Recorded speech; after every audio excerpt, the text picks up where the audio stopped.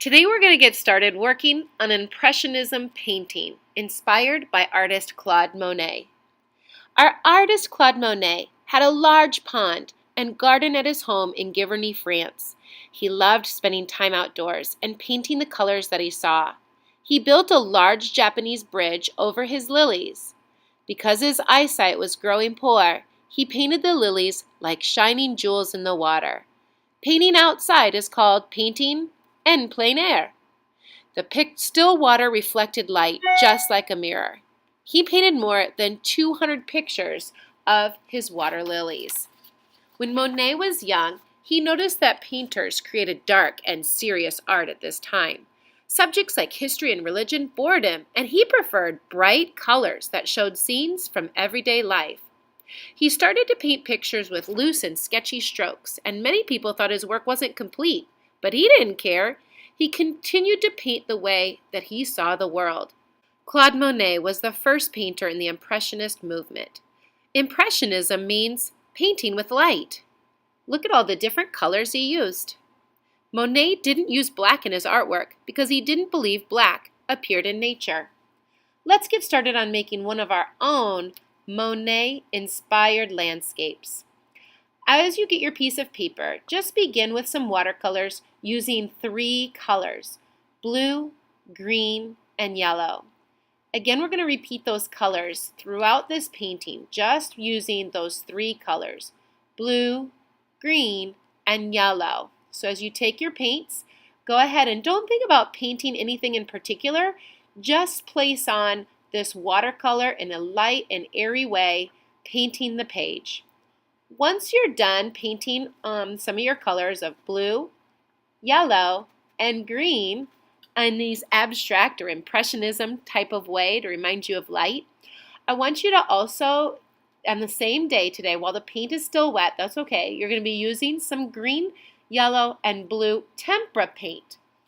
By using a sponge, dip your paint into the sponge and dab it onto the paper. We want to make it look like those light crystals or those shimmering pastels that the light might give onto a painting. With your sponge, I want you to also continue using those colors that are set out, our blues, yellows, and greens, to make your landscape full of not just color, but texture and natural colors, colors that you'd really begin to see in our natural world. As you finish putting on your watercolors and tempera paints today, you'll notice that I'm using a painting mat, putting my name on the back, and setting it into the drying rack, and I'm going to have to let this dry to move on to the next steps, next art. I hope you had fun learning about Claude Monet, his artwork, and also this painting process.